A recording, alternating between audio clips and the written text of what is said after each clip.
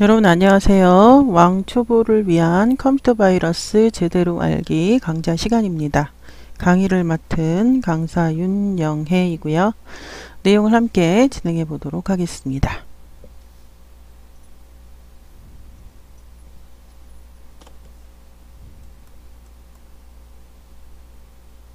이번 시간은 바이러스 제대로 알기 강좌의 첫 번째 시간이고요. 인터넷과 사이버 범죄라는 제목으로 내용 진행해 보도록 하겠습니다.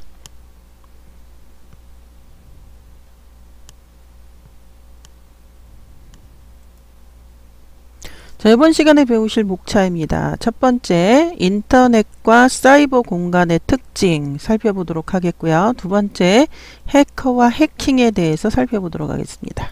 세 번째는 우리의 주제인 바이러스 악성 코드에 대해서 살펴보도록 하겠고, 이 바이러스 악성 코드를 분별해내는 백신, 원래는 안티바이러스가 정식 명칭이죠. 백신에 대해서 살펴보도록 하겠고, 다섯 번째, 정보 보호라는 주제로 이렇게 5가지 소주제를 가지고 이번 시간 다루어 보도록 하겠습니다.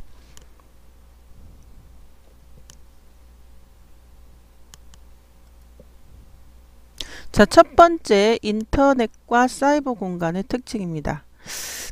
현실 세계가 아닌 컴퓨터, 인터넷 등으로 만들어진 가상의 공간을 우리는 사이버 공간 이렇게 이야기하고요. 공상과학 소설가 윌리엄 깁슨이라는 분의 소설 뉴로맨서에서 처음 사이버 공간이라고 하는 용어를 사용했다고 합니다. 사이버 공간은 즉 온라인 공간이고 정보통신망을 통해 현실의 시공간적인 제약을 뛰어넘어 언제 어디서나 의사소통이 가능하게 하는 그런 특징을 가지고 있고요. 현실 속에 자리를 차지하는 공간은 아니지만 엄연한 삶의 또 다른 현실이라는 특징을 가지고 있습니다. 사이버 공간의 특성을 단어로 한번 요약을 해보면 광역성, 신속성, 개방성, 자율성, 익명성, 또 평등성 이런 것들로 요약해 볼 수가 있는데요. 광역성은 지역적 한계를 벗어나서 매우 넓게 정보가 퍼져나가는 특징을 의미하고요. 신속성은 정보가 전달되는 속도가 굉장히 매우 빠르게 이루어진다는 것입니다. 개방성은 모두에게 열려있는 세계이고 자율성은 대체로 직접적인 통제나 간섭을 받지 않습니다. 익명성은 자신의 신분을 감추거나 드러내지 않을 수 있고요. 익명성의 장점은 일단은 누군지 모르니까 사생활의 보호가 되고요. 언론과 사상의 자유를 뒷받침해주는 그런 바탕이 될 수 있겠고요. 단점은 악성 댓글을 비롯한 여러 가지 폐해를 우리가 겪을 수 있겠고요. 평등성이란 나이, 성별, 신분, 지위, 남녀노소 이런 것 등에 차별받지 않고 소통을 할 수 있는 공간이 바로 사이버 공간이라고 할 수가 있겠습니다.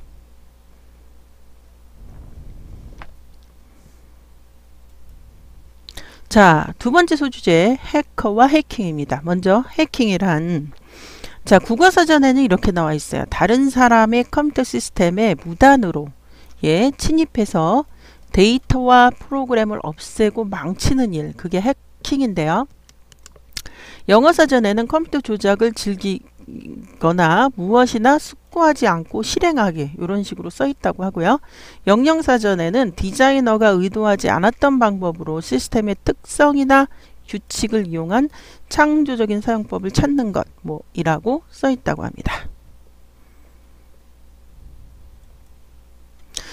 핵이라는 단어를 따로 떼서 보면 이 핵이라고 하는 단어는 원래 굉장히 오래전 컴퓨터라는 것이 막 등장한 그런 그 시기에 즉 1948년도에 설립된 MIT 매사추세츠 공과대학의 모형 기차 제작 동아리인 TMRC, 테크 모델 레일로드 클럽이라고 하는 그런 동아리에서 전기기차 트랙 스위치를 보다 빠르게 조작하다라는 의미로 처음 사용이 되었다고 합니다. 그런데 이게 지금 해킹이라는 단어로까지 발전하게 된 것이죠.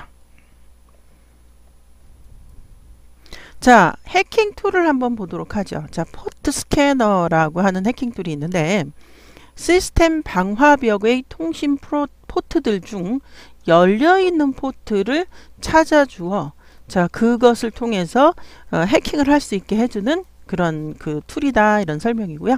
자, 비밀번호 크래킹. 자, 비밀번호를 찾기 위한 모든 경우의 수를 대입하는 것을 우리는 비밀번호 크래킹이라고 이야기를 하고요. 자, 루트킷이라는 그런 해킹 방법도 있대요. 루트킷이란 공격자가 시스템의 사용자 몰래 침입하기 위해 설치해두는 프로그램을 지칭한다고 합니다. 자, 예를 들어서 나중에 침입하기 위해 길을 열어놓은 백도어 프로그램이나 원격 접근을 가능케 하는 프로그램 및 로그 파일과 같은 침입 흔적을 삭제하는 프로그램 등으로 구성될 수 있는데요. 자, 루트킷이란 명칭은 유닉스의 최상위 관리자 계정 루트라고 하죠. 루트 권한을 사칭하여 붙인 이름이고요. 자, 해커가 취약한 사용자 계정의 접근 권한을 획득한 뒤 루트킷을 설치하면 루트킷은 해커에게 루트 권한을 제공합니다. 이건 완전히 그 최고 권한을 갖고 있는 그런 그 계정과 같은 것이죠.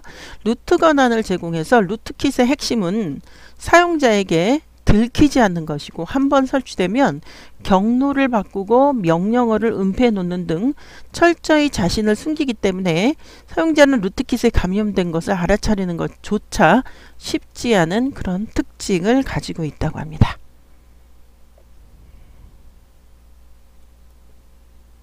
자, 키로커라는 그 기술도 있는데요. 자, 컴퓨터가 받아들이는 입력 정보의 기록, 그 중에서도 주로 키보드를 통한 입력의 기록을 제작하는 장치를 말한다고 합니다. 자, 대개 사용자의 동의 없이 기록을 만들고 전송하는 방식의 크래킹 도구를 우리는 키로커라고 합니다.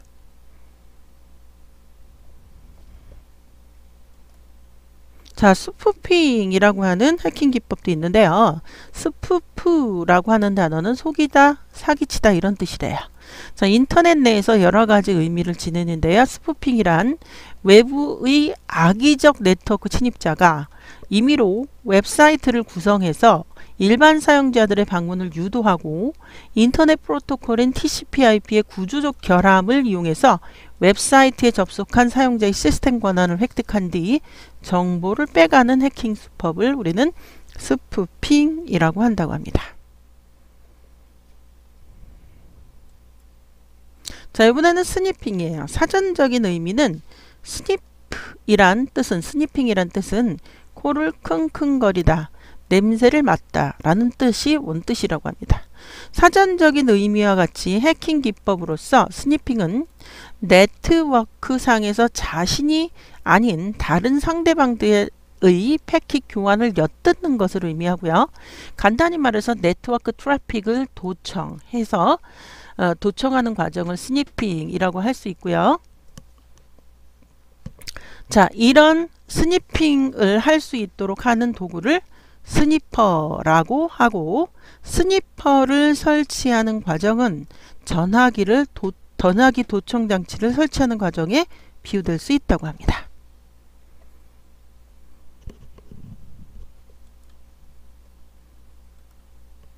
자, 이번에는 블루투스와 관련된 해킹 기법에 대해서 살펴보도록 하겠습니다.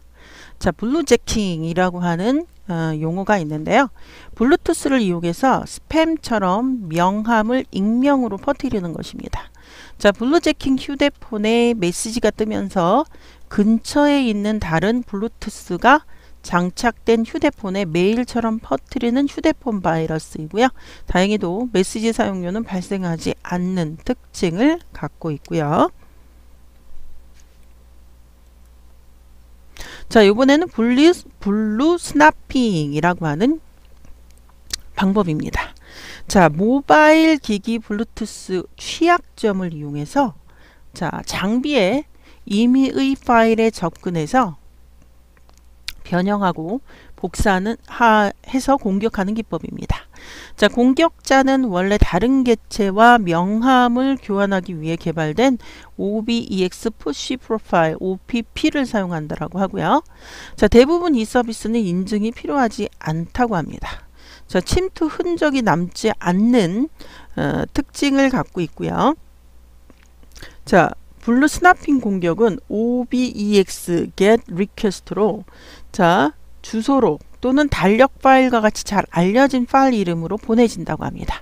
자, 만약 해당 디바이스 펌웨어에 버그가 있다면 공격자는 피해 디바이스의 모든 파일에 접근할 수 있는 그런 무서운 기법이라고 합니다. 자, 이번에는 블루버깅입니다. 자, 블루투스 장비 간의 취약한 연결 관리를 악용한 공격이고요. 공격 장치와 공격 대상 장치를 연결하여 공격 대상 장치의 임의의 동작, 원격 조종을 실행하는 공격입니다. 자, 가능한 임의의 동작들은 전화를 걸거나 불특정 번호로 SMS를 보내거나 상대방 전화에 SMS를 읽어버린다거나 주소록을 읽거나 쓰고 전화 전송을 설정하는 아주 이런 특이한 방법들을 우리는 블루버깅이라고 하고요.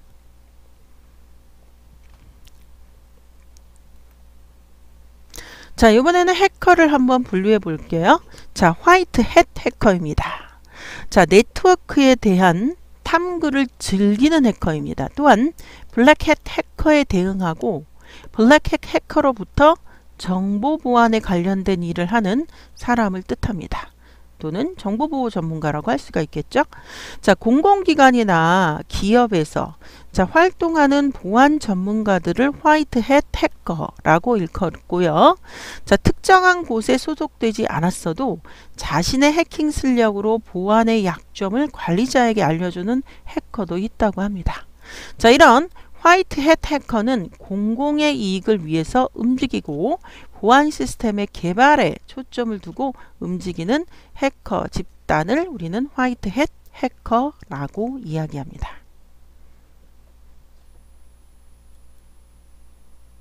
자, 이번에는 블랙햇 해커예요. 자, 정보나 기밀을 악의적인 목적을 가지고 유출하거나 유포하는 사람을 우리는 블랙햇 해커, 즉 나쁜 사람이죠.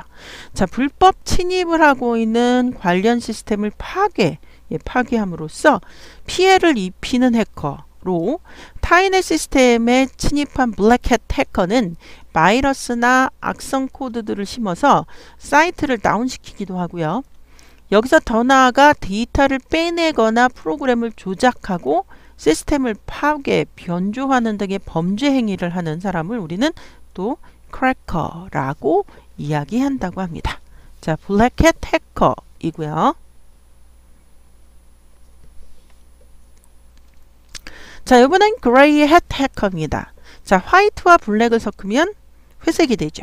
예, 그래서 그레이라는 단어가 나오게 된 것이고요. 이 그레이햇 해커는 화이트햇 해커와 블랙햇 해커의 중간 정도 되는 해커인데요. 자, 그레이햇 해커는 기본적으로 보안 시스템을 개발하기 위한 목적을 가진다는 점에서 화이트햇 해커와 동일합니다. 그런데 그 목적을 위해 타인의 시스템을 불법으로 침입하는 것이 블랙햇 해커의 방법과 같아서 그레이햇 해커라는 이름으로 불리게 되었습니다.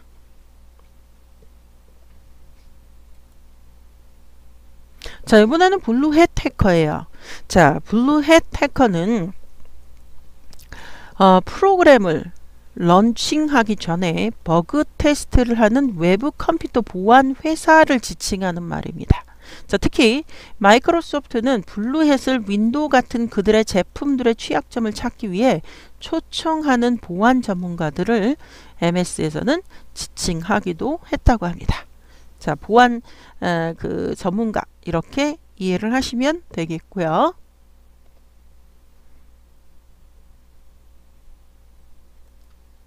자, 이번에는 세계적인 해커 그룹 한번 볼까요? 자, 첫 번째 Anonymous입니다. 자, 우리나라 말로 여기 Anonymous라고 이렇게 번역을 해놨는데요. 영어로 Anonymous는 이것은 가상의 사회운동 단체입니다. 자, Anonymous라는 요 명칭은요, 일부 누리꾼들이 4첸이라고 하는 웹사이트의 사용자의 기본 이름인 익명인 것을 집단을 가리키는 말로 사용하면서 쓰이기 시작했는데요. 자, 이런 경향에서 2003년부터 정부, 종교, 기업 관련 웹사이트를 공격한 해커들이 Anonymous라는 집단의 구성원으로 지칭하자 Anonymous라는 명칭이 저명성을 갖기 시작했습니다. 자, Anonymous에 소속되어 있는 대한민국 해역 중에 중학생으로 추정되는 사람도 있다고 하는데요. 자, Anonymous는 사이버 검열과 감시 반대 운동을 비롯한 사이버 시민 불복종 운동을 목적으로 합니다. 즉, 인터넷 행동주의의 한 방편인 핵티비즘을 활동 목적의 근간으로 하는 가상단체고요. 자, 이 사람들은 항상 이러한 그 이미지와 이러한 이미지로 자기네들이 Anonymous다 라고 이렇게 그 이야기를 하고 있고요. 자, 이번에는 두 번째 룰즈색입니다. 자, 룰즈색은 자, 앞에서 Anonymous의 그 이미지를 봤듯이 이러한 이미지, 예, 이렇게 모자와 예, 와인을 들고 있는 이런 이미지, 그러니까 룰즈색이고요. 자, 이것은 세계적으로 유명한 해커 그룹 중에 하나죠. 2011년 4월 중순 발생한 소니 플레이스테이션 네트워크를 공격한 해커 그룹으로 알려져 있습니다. 자, 룰즈색은 공식 트위터 계정을 통해서 소니 해킹 사건의 전부를 룰즈색이 주도한 것이 아니지만 소니 픽처스, 소니 BGM 등 5월과 6월에 있었던 해킹 사건은 룰즈색이 감행한 해킹이었다고 직접 자신들이 했다고 밝힌 바 있습니다. 즉, 미 연방수사국 FBI랑 미 중앙정보국 CIA를 공격하기도 했다고 합니다. 대담하죠. 자, 2011년 6월 19일 일본의 게임 업체 세가가 해킹당하는 일이 발생을 하는데요. 룰즈색은 이번에는 세가를 해킹한 범인을 잡는 것을 돕겠다고 자신이 아니라고 이야기했다고 합니다. 자, 이들의 정체에 대해서 유사한 성격의 거대 해커 집단 Anonymous에서 떨어져 나온 소규모 집단이라는 설도 있는데요. 4명으로 구성된 집단이라는 소문도 나돈다고 합니다. 자, 2011년 7월 룰즈색 주요 멤버로 추정되는 10대 소년 해커 토피어리가 영국에서 검거되었다고 하는데요. 같은 해 9월 22일 역시 룰즈색 주요 멤버로 추정되는 해커 코디 앤드류 그레싱거, 자, 크리스토퍼 도영, 하워드 로이드가 FBI에 체포되었다고 합니다. 용의자 검거에 대해서 FBI 공식 대변인은 수색 영장에 대해서만 언급할 뿐 추가적인 정황, 즉 이들이 룰즈색이라고 이렇게 이야기하는 것은 언급을 피했다고 합니다. 자, 세 번째 바이러스 악성 코드에 대한 내용입니다. 자, 영어로는 여기에 보이는 것처럼 malware, 말이라는 것은 나쁜 이런 뜻이죠. 자, 악성 코드 malware, 악성 소프트웨어는 컴퓨터 바이러스, 웜, 스파이웨어, 트로이 목마 등 컴퓨터 사용자에게 해를 끼치는 모든 코드의 총칭을 우리는 악성 코드라고 합니다. 자, 이와 같은 분류 이외에도 다양한 분류가 있을 수 있지만 악성 코드의 초창기부터 현재까지 살아남은 분류는 저 정도입니다. 최근 악성 코드는 필요에 따라서 복합적으로 작동하기 때문에 위의 형식으로 구분하기 힘든 경우도 종종 있다고 하는데요. 자, 악성 코드의 종류를 좀 살펴보죠. 자, 트로이 목마 바이러스 웜으로 구분해 봤습니다. 자, 복제 및 전염 능력과 형태와 전파 경로와 주요 증상들을 구분해서 이렇게 비교를 해놨습니다. 트로이 목마는 복제 전염 능력 없어요. 자, 바이러스는 있습니다. 웜은요 매우 강해요. 자, 트로이 목마의 형태는 유틸리티로 위장한 경우가 덜어 있고요. 바이러스는 파일이나 부트 섹터 등의 감염 대상이 필요하고요. 자, 웜은 독자적으로 존재를 합니다. 자, 전파 경로요. 트로이 목마는 다운로드를 받거나 이메일 첨부 파일, 웹의 취약점 등을 이용해 잠입을 하고요. 바이러스는 사용자가 감염된 파일을 옮김으로써 바이러스가 전파가 되겠고요. 웜은 네트워크, 이동식 USB 같은 거, 저장 장치 등을 통해서 전파된다고 하고요. 트로이 목마의 주요 증상, PC 성능이 떨어질 수 있고요. 바이러스, 해당 컴퓨터 시스템 및 파일이 손상됩니다. 사용할 수 없게 되죠. 웜은 네트워크 성능이 떨어지는 그러한 특징을 가지고 있다고 합니다.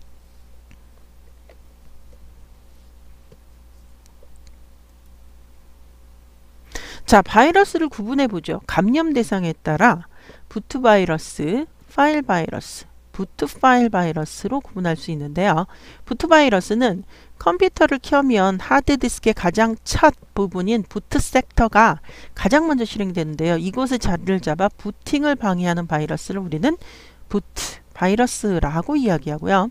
두 번째 파일 바이러스입니다. 자, 파일 바이러스란 프로그램 파일에 감염되는 바이러스이고요. 일반적으로 바이러스는 이것을 의미합니다. 특정 파일이나 프로그램이 실행되지 않고 느려지는 증상을 가지고 있고요. 자, 부트 파일 바이러스는 부트 섹터와 파일에 모두 감염되는 바이러스를 우리는 부트 파일 바이러스라고 이야기합니다.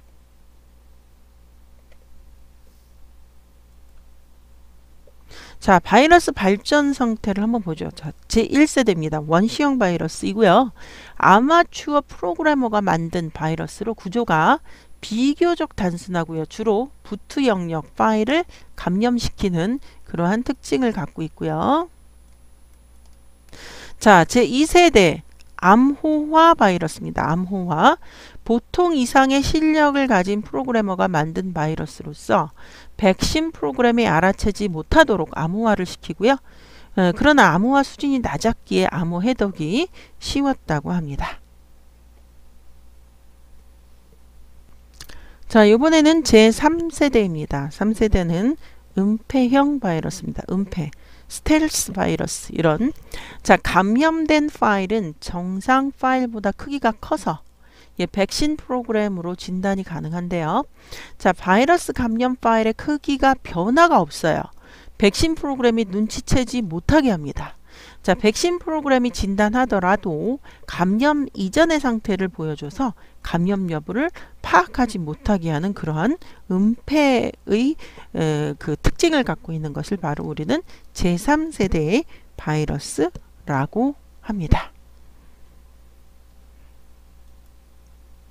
자, 이번에는 제4세대 갑옷형 다형성 바이러스입니다. 자, 상당한 실력을 가진 프로그래머가 다양한 암호화의 은폐 기법을 사용해서 만든 자체 변형 바이러스입니다. 자, 변형 방법이 100만 가지가 넘는다고 합니다. 대단하죠?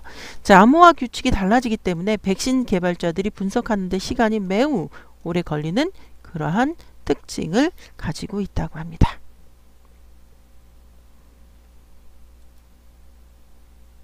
자, 이번에는 제5세대 매크로바이러스입니다.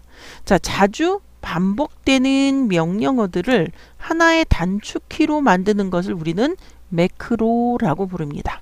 주로 MS 오피스에서 매크로를 이용을 하는데요. 이와 같이 매크로 명령을 사용하는 프로그램의 데이터에 접근해서 새로운 문서나 이미지 등의 파일을 감염시키는 그러한 특징을 가지고 있다고 합니다. 자, 5세대 매크로 바이러스에 대한 설명이고요. 자, 이번에는 네 번째 소주제 백신입니다. 자, 백신이란 우리나라에서만 백신이라고 부릅니다. 정식 명칭은 뭐라고요? 예, 안티바이러스입니다. 안티라는 것은 우리 안티펜 그러잖아요. 반대라는 뜻이죠. 반대. 그러니까 바이러스의 반대. 예, 이런 뜻이고요. 자, 바이러스 검사 소프트웨어 또는 비루스 검사 소프트웨어, 비루스 방역 프로그램 또는 안티바이러스 소프트웨어라고 하는 것은 악성 소프트웨어를 찾아내서 제거하는 기능을 갖춘 컴퓨터 프로그램을 우리는 바이러스 검사 소프트웨어, 백신이라고 부른다는 거죠. 자, 우리나라에서는 이를 지칭하는데 백신 프로그램이라는 이름의 말이 일상 용어처럼 되어 있는데요. 그것은 우리가 다른 장에서 설명한 V3를 만드신 그 안철수 박사님 때문에 그렇게 된 거죠. 자, 한국에서 백신이라는 용어를 V3 초기 버전인 백신 V1, 2, V2 플러스로 인해 대중적인 용어가 되었는데요. 원래 목적은 바이러스만 잡는 것이었으나 현대에는 악성 코드, 피싱 공격, 트로이 목마, 웜 등도 검출을 합니다. 자, 바이러스 검사 소프트웨어는 보통 다음과 같은 두 가지 기술을 사용하여 이를 수행한다라고 하는데요. 자, 바이러스 데이터의 정의와 일치하는 바이러스 확인하기 위한 파일의 내용을 살피고요. 감염으로 표시될 가능성 있는 컴퓨터 프로그램에 의심이 가는 행동을 찾아내기도 하고요. 이 기술은 발견적 분석이라고 부르는데 이러한 분석은 자료 포착, 포트 감시 등의 방식을 포함할 수 있다라고 하고요. 보통 상용 바이러스 검사 소프트웨어는 이 두 가지 기능을 모두 사용을 합니다. 자, 백혈구가 관여하는 것을 우리는 세포 면역, 체액이 관여하는 면역을 우리는 체액 면역이라고 하는데요.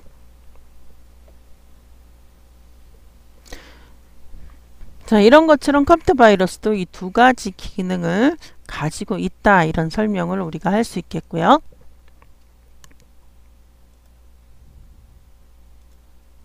자, 이번에는 정보 보호에 대한 소주제입니다. 자, 정보 보안이라는 것과 동의어로 사용이 될 수 있겠고요. 자, 정보 보안은 information security, 정보 보호랑 같은 용어로서 정보를 여러 가지 위협으로부터 보호하는 것을 우리는 정보 보호, 정보 보안이라고 정의를 할 수 있고요. 자, 정보 보호를 위한 장치 한번 보도록 하겠습니다. 전자서명입니다. 자, 서명자를 확인하고 서명자가 그 당해 전자문서에 서명했다는 사실을 나타내는 데 이용하려고 특정 전자문서에 첨부되거나 논리적으로 결합된 전자적 정보 형태의 정보를 우리는 전자서명이라고 하고요. 정보 보호를 위한 장치 중에 하나입니다. 자, 이번에는 디지털 워터마킹입니다. 자, 사진이나 동영상과 같은 각종 디지털 데이터에 저작권 정보와 같은 비밀 정보를 삽입해서 관리하는 기술을 말합니다. 그림이나 문자를 디지털 데이터에 삽입하며 원본 출처 및 정보를 추적할 수 있고, 삽입된 워터마크는 재생이 어려운 형태로 보관이 됩니다. 다른 말로는 디지털 워터마킹 또는 워터마크라고도 부릅니다.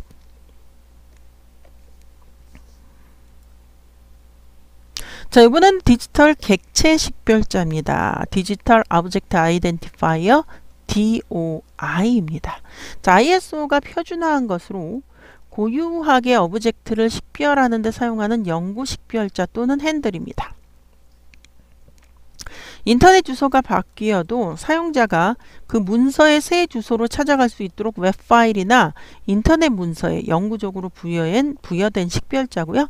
국제표준 도서번호 ISBN과 원리가 같은 그러한 특징이 있다고 합니다.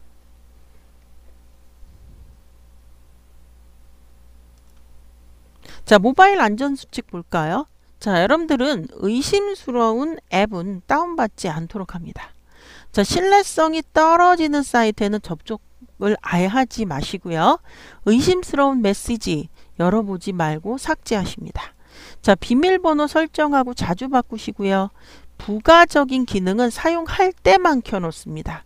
자, 백신을 설치하시고 반드시 자주 검사하고 업데이트를 자주 하셔야 되겠습니다. 자, 스마트폰 프로그램이나 구조를 자기 마음대로 변경하지 않는 것도 모바일 안전수칙의 하나라고 보시면 되겠습니다.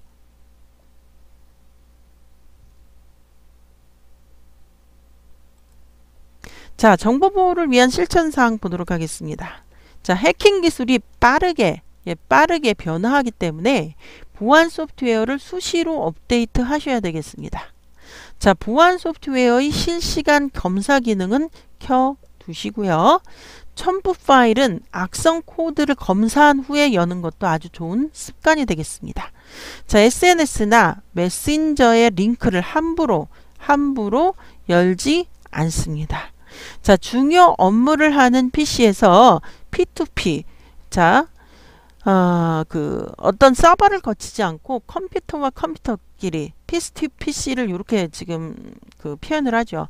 연결을 함으로써 일단 두 개 컴퓨터가 동시 연결되기 때문에 악성 코드의 온상이 될 수가 있겠습니다. 이 P2P 연결이 그래서 중요 업무를 하는 PC, 그냥 단순한 뭐 게임이나 하고 이런 컴퓨터에서는 그래도 괜찮겠지만 굉장히 중요한 데이터를 다루거나 그런 소프트웨어가 설치되어 있는 컴퓨터에서는 이러한 일은 하지 말아라, 이런 뜻이 되겠습니다.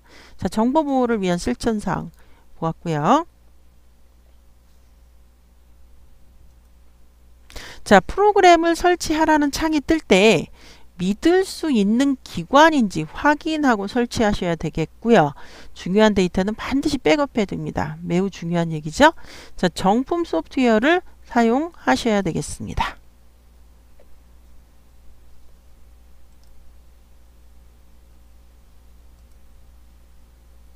자, 이번 시간은 여기까지입니다. 수고하셨고요. 다음 시간에 다시 만나도록 하겠습니다. 여러분들 수고하셨습니다.